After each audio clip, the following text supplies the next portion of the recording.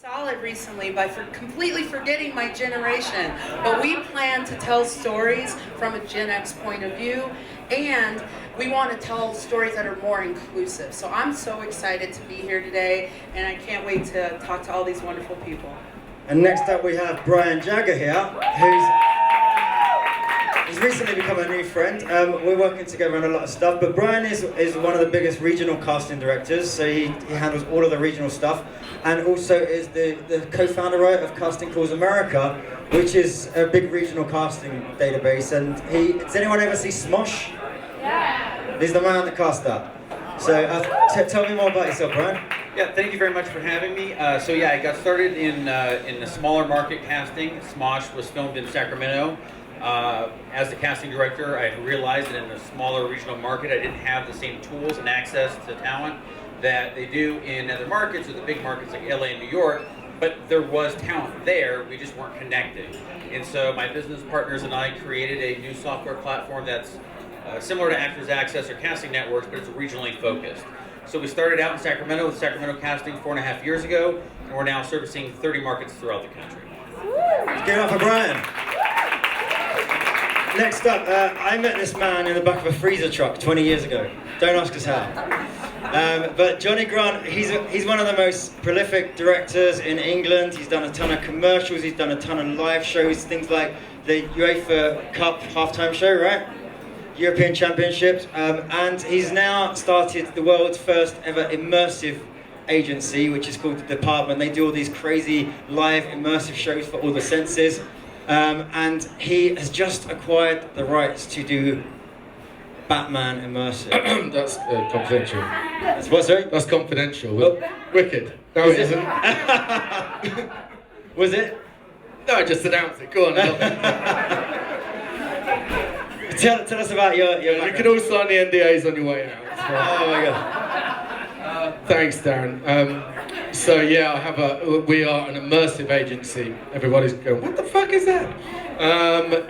This is really what we consider to be the future of entertainment. It's live, participatory, theatrical tech crossover. It's multi-sensory, where you come and get involved, you become part of the narrative, and you really find your way through that. And as Darren says, we have just licensed the rights to a certain rather famous superhero to create. You are joking with me, aren't you? To create an immersive version of the Arkham Asylum, which is the place where all the bad guys get locked up, where you can go and visit the Joker and go and visit the Penguin and all of those people. So it takes a rather different spin on the casting space, that's for sure. Give it up for Jonny, who is busting my balls again. And next up, Amey René, who, listen to this rock star. She's got not one, not two, but 3 films here at Sundance. What? Does anyone see Paddleton? Greener Grass? Oh, Big Time Adolescence, right? I'm good, I did my research. Oh, look at that. Tell us about your background and everything, and how you got to being casting director of 3 Sundance movies. Hi, I can't do all this promotion they were doing. He's really handsome, he's super smart, she's awesome. I'm a Gen Xer, so let's talk. I do independent films mostly, so yay Sundance. And I'm very proud of the fact that I have 3 movies here that are all very different movies. One is 2 female directors, one is a white dude, and then I work with the Duplass brothers. So those are 3 very different projects and different casting, and I'm just here to, give you my perspective on don't be an asshole if you're an actor. That's it. You can go home now, guys. Don't be an asshole. Simple advice. And last but definitely not least, the casting director of The Last Black Man in San Francisco, Julia Kim. He's done amazing stuff in inclusivity and diversity casting over the past few years. Julia, tell us about your background and what brings you here. Hi, welcome everybody. I'm excited to be here with the film and also to be on this panel. Yes, diversity and inclusion. It's catching up, and it's a very exciting time. And my film happily reflects that, and I hope that it continues. I do independent film. I'm LA based. I do commercials as well. And I also created Invasion LA, which is, with all this influx of diversity and inclusion, there's people that want to get into business that don't really know how to navigate.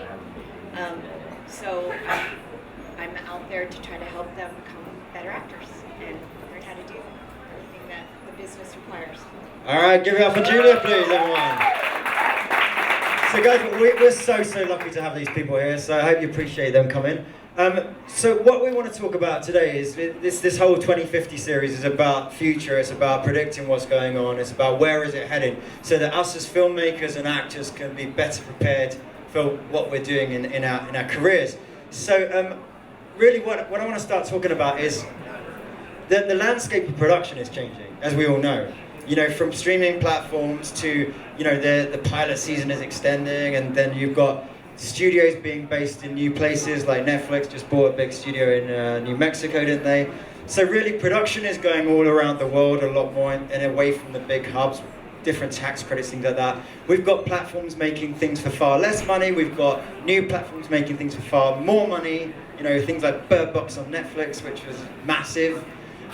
So really, I want to get all of your perspectives, if I could, on where you think, you know, casting in terms of production is going from now. What are the most prevalent changes you've seen in the last year or so, and where you think that's going to head, which is affecting the way you do your jobs?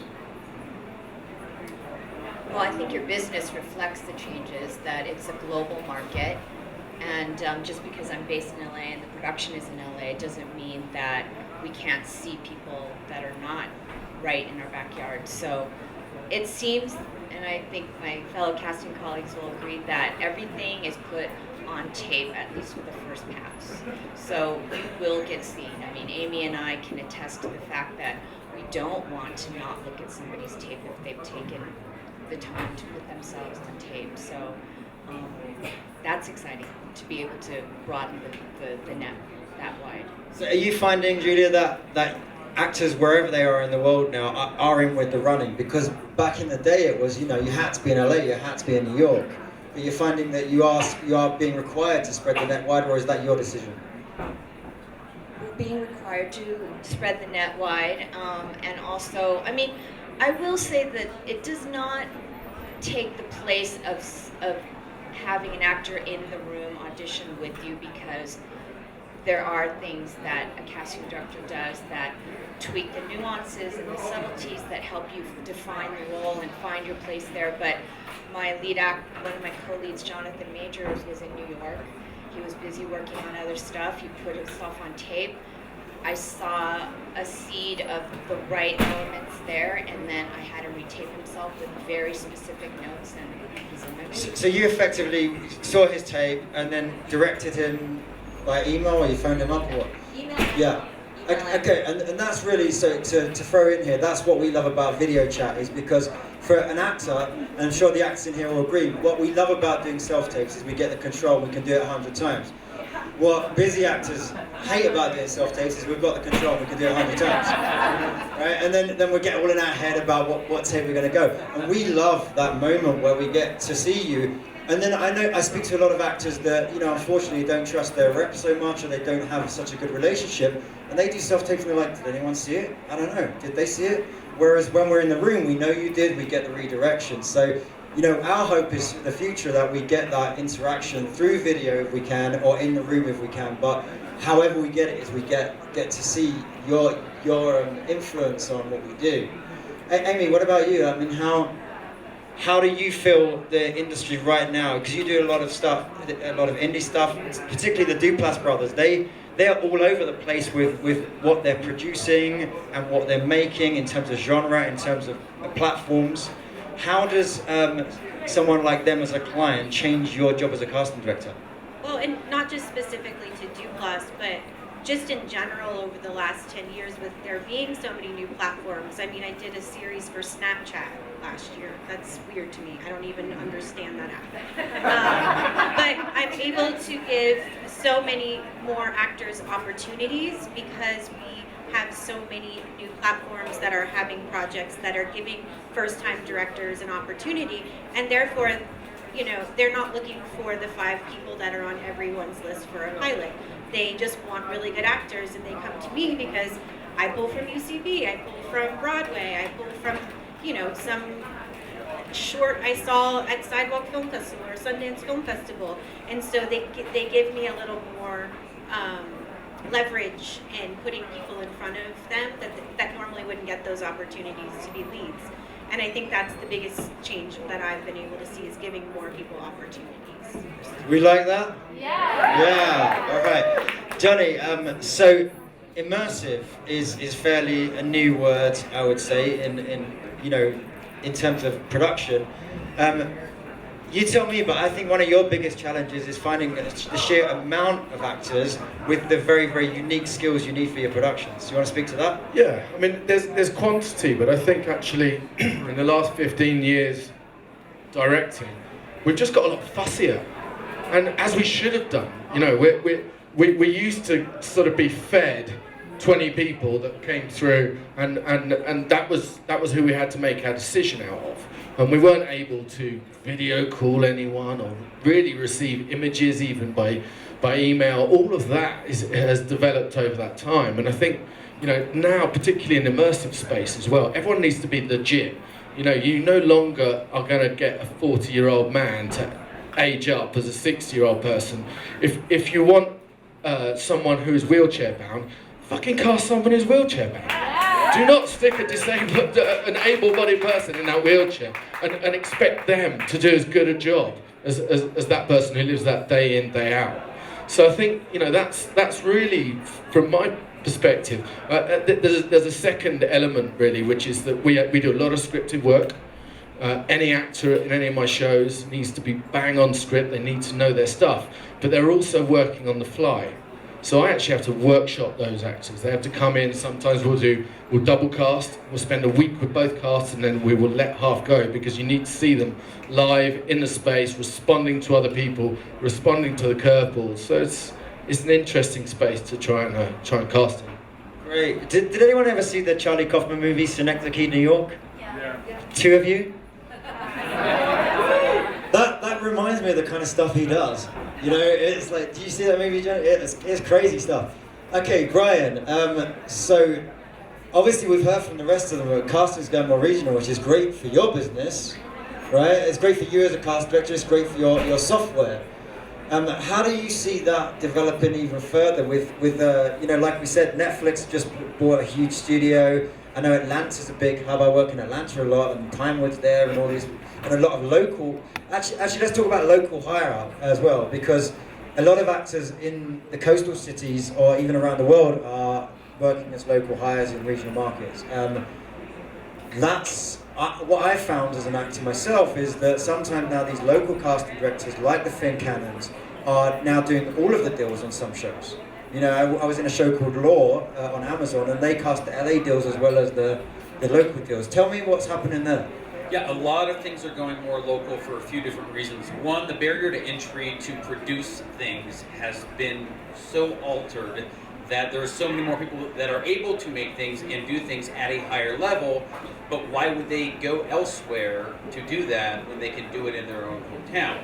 So you're finding a lot more independent and professional productions going into smaller markets because they can do it. There's a lot of competition for incentives and economic development for more productions in areas, and so they're staying local. They don't need to go to these other places because they can find more resources. They can find the talent through, whether it be us or other options.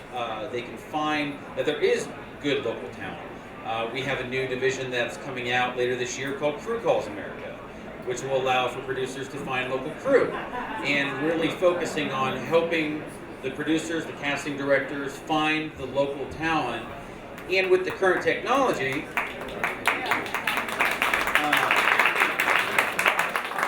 current technology and options like you provide and through our system with video auditions, I'm literally flying down to Phoenix for a job that I cast. I'm flying down on Saturday. I cast it entirely from my house in Boise, Idaho. I cast a video game back in December, 13 really good paid roles, completely from my house in Boise, Idaho. The ability to find the talent, review the talent, interact with the talent, whether it be live through services like yours, the video submissions through services like ours, allows for not only the productions to be more regionalized, but allows for casting to be more regionalized and find a lot more options for the talent for these other projects. Awesome. Well, that sounds good for everyone, right? Yeah. Denise, so we were having a little chat yesterday about an interesting project that Denise is doing, where she's going to sort of flip roles on their head. I'll let you explain more, but that is going to represent a very unique way of casting, I would imagine. So talk to us about how you feel like you're going to use new technologies for that. Absolutely. I'm so excited to hear all of these different updates because I can tell you when we've been 2 years in the making with our project, and the working title is The Color of Reinvention. And what we're trying to do is we're trying to challenge everything you think you know about race or everything you think you know about gender in this one project, right? And it's an ensemble cast, and people keep saying to us, you can't do that. People keep saying, wait, you're going to try to do what? When we're telling them what we're trying to do. And what you're telling me right now is that it is possible, because everyone has been worried and telling us that it's the expense that's going to be what our big barrier is going to be to get someone to join us and to finance this. Because the idea is fantastic, but it's like, how are you going to execute it? And it has, again, like I said, it has to do with challenging. We all have bias, right?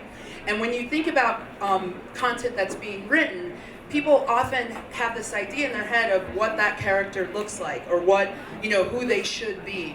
And what our stories are, they're intertwined stories of this ensemble of 6 Gen X women.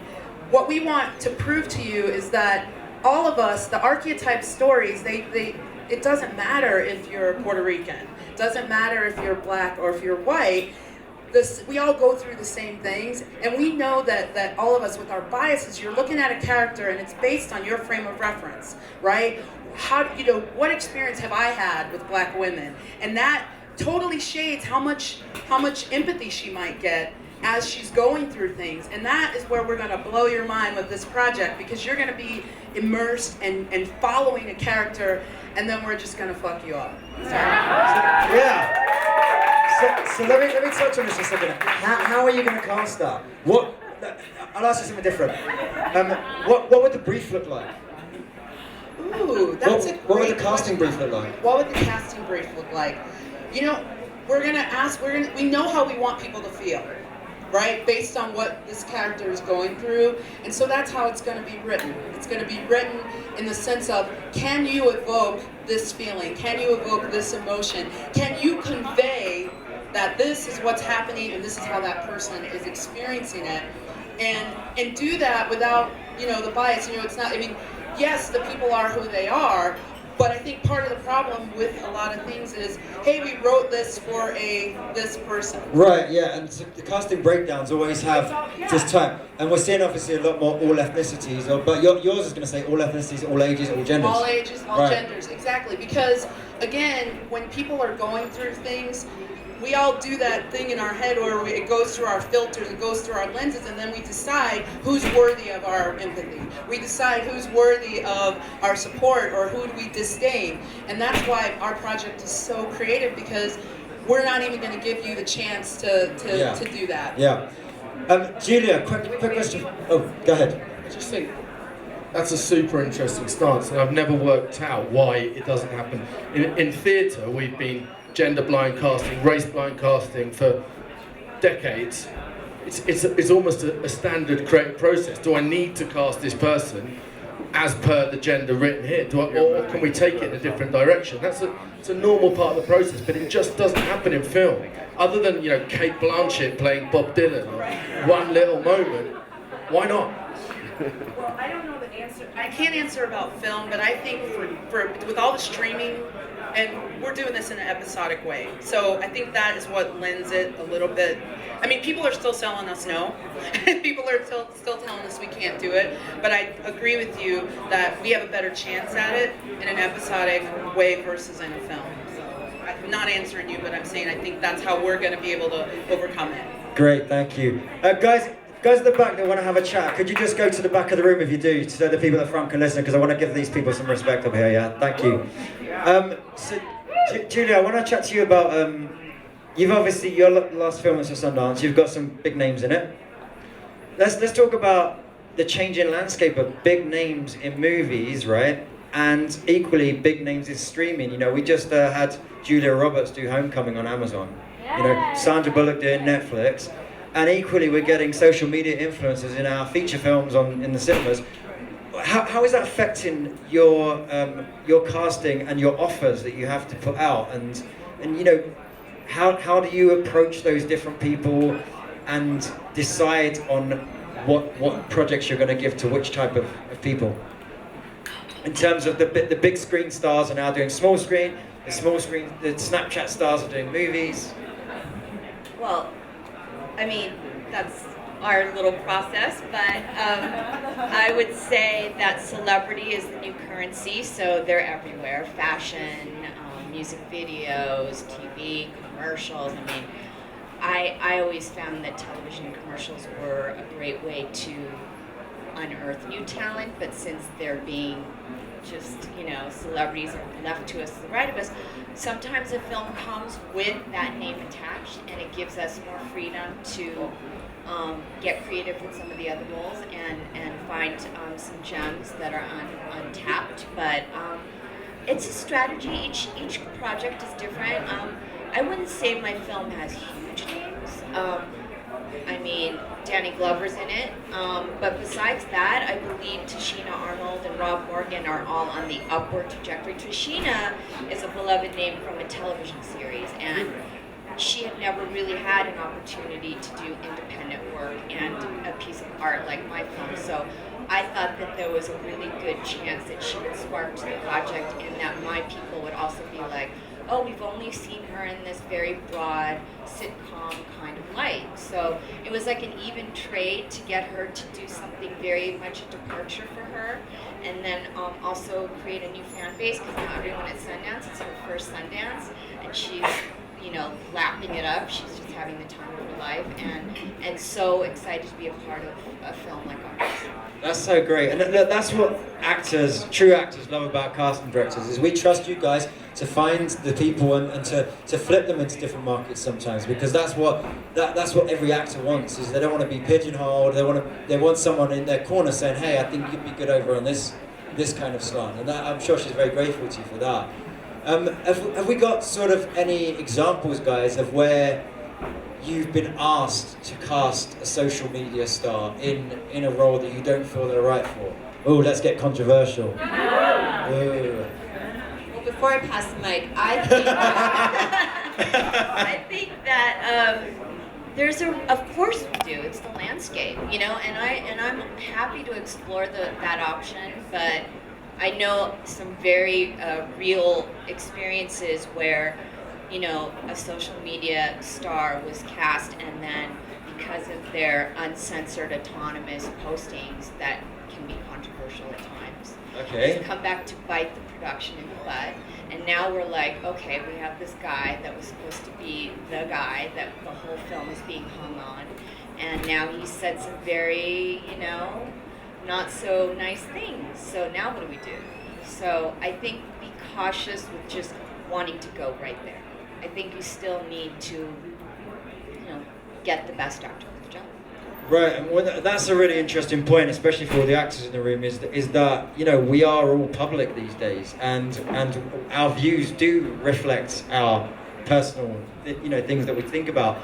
And if that is going to affect the jobs and the way it's casting, is something we've all got to think about, I guess. Any other examples of, have you got one, Amey, for us, of examples of where you've gone after somebody with a big social following because it's been imperative to an indie or a low budget because they actually want that presence or that celebrity to push the film forward? Yeah, I don't know when that started, like when people's materials started being 436,000 Twitter followers or whatever, but it is part of the business, and it is what people pitch on, and I realize that people can reach out to they can actually reach out to their fans now in a way that was never before. So I think, I'm not fighting it, because I always love to be proven wrong.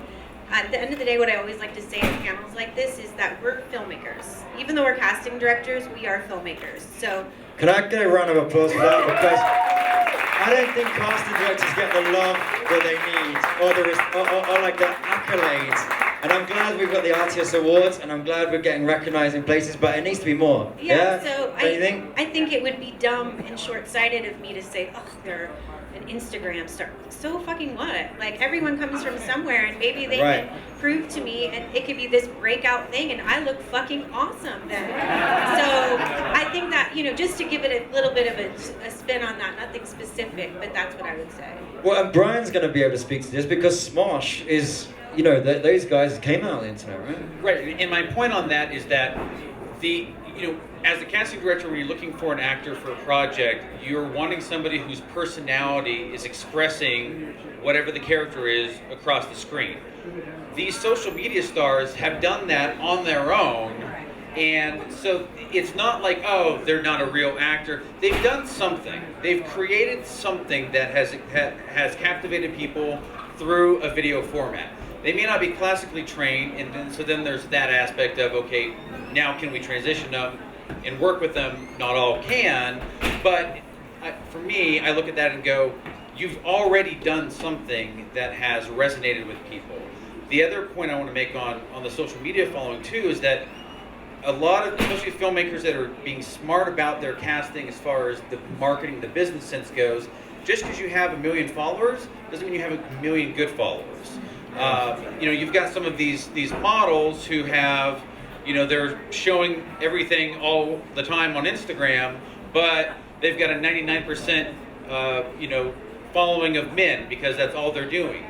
Well, that's not going to help me if I'm casting for a movie where my primary audience really needs to be more of a female audience, or that's at least the tone. So numbers don't matter. It's a lot more to it than that. Engagement, specifics, etc. Right, of course, and somebody would be a bit short-sighted to think that because someone has 1 million followers, their film's going to be seen and stuff. Jonny, I've got just an interesting idea for you. In something the scale of what you're doing with Arkham, is there the opportunity, because with theatre we see a lot of stunt casting now of big TV stars on stage and things like that, is there the opportunity to put someone of a big name in immersive? Yeah, and we've actually specifically crafted it so that I can plug in talent at any point. At the end of the day, when you have a title that we haven't mentioned in this session so far, that's what's at the top of the poster. You don't really need names to prop that up. But as you get down the run and your sales start to flag a little bit, that's absolutely where, and we had early conversations with a bunch of very well-known actors, all of whom really want to work in the medium as well. So the fact that I can offer them a 4-week run, a 6-week run, when they're in the middle of movies, they can come, plug in, pick it up fairly quickly, they're turning over the same material, they're diving into a character that, to play the Joker, to play Bruce Wayne is on most actors' yes please tick list. So yeah, it's quite a good hook. That's fantastic. Right, we're going to be wrapping up shortly. I just want to throw one question out to the audience. Has anyone got a question for the panel? Anybody? Over there, sir. Very helpful, guys, for the information. I just got a question. Seasoned actors that done over 50 films, TV shows, and you've got a star rating on IMDb. Pass it back to him. You have a star rating on IMDb that's higher than somebody that's got 3 student films. Do you guys actually look at the credits before you go, oh, get so and so because their star meter rating is so low, and does that make a difference for you guys at all? Because I hear that on casting all the time. Oh, the star rating is this and that. Like, when they look at the credits. Yes, we look at your credits. The first thing I do when I send out a breakdown and I get all your, the submissions, is I look at your headshot. Are you right? Does it look like it's in the essence of what we're looking for in the character? Second thing I do is I look at your resume. Can you be trusted on a movie set with Mark Duplass and not ask for his autograph 2 seconds into it? So I want to know that, you know, you have worked on things. Thirdly, I'll look at your reel. I need to see you walk and talk at the same time so that I know that you are actually 6 foot tall and or 6'7", and from your headshot you don't look that way. Well, So there's a lot of that, they got but the real everything there. And Yeah. They still think about the star rating more important. And it's like, wow. they may be financiers. I don't know. I don't handle money, and that's where I'm really proud of. Is like I can make the art, and I don't have to be the one that has to put the money up behind it. So, but I think it would be short-sighted to look at a star meter and say that they're not a good enough actor. Julia, star meter? If you're Tom Cruise, I mean, I'm not looking at doing star meters for, you know, casting my entire cast. I mean, those names, the star meters go up and down, so I don't think I've worked on a film where that was such an emphasis, but of course, you know, we take all aspects into consideration. Awesome, that's great. Well, guys, I want to just give them a round of applause. Thank you so much. One of the things that it really just stuck with me was something you said, Amey, today, which was really important to me. Everyone starts somewhere. Everybody starts somewhere. I often hear from actors, they don't have this, they don't have that, but one time you had your first job, one time you was your first day on set. And one of the things we like about our website is WeAudition gives people the opportunity to work with actors around the world through video chat. So if you're brand new, you can work with nearly, possibly famous actors, but very experienced actors, and you can meet casting directors like these guys through our open general meetings and stuff. I'm just going to give a shout out to Camille Holliff-French over here. I want to spotlight this girl, because when we first put WeAudition up, Camille joined an open audition from Toronto in the last 5 minutes, and she auditioned for a guy called Jimmy Akambola, and a week later she was performing on the stage at the Chinese Theatre in Hollywood in front of CAA, UTA, WME. She smashed it, won the whole competition, got herself a manager, and then carried on sponsoring the flight for the next guy and the guy after that for the next 3 years. Well, she just won the largest cash prize for a short film ever. And I'm so grateful for our platform and our members like her and Carrie and Marzi and all the other people in here, because you guys make that community. So that's just my personal thank you to you people, because it's really great what you all do for this community. It's not something that I'm doing, it's you guys.